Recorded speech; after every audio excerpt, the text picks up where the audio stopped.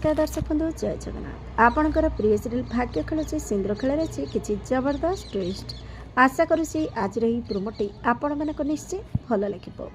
दर्शक बंधु आयुष लिपिका को नहीं बाहर को जाइए किंतु सेठी आयुषकर सांग सेठी देखा हे।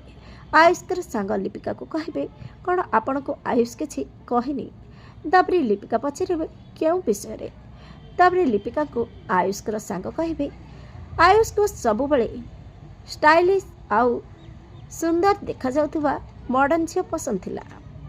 एक कथा सुनी आयुष किंतु रागी जिबे।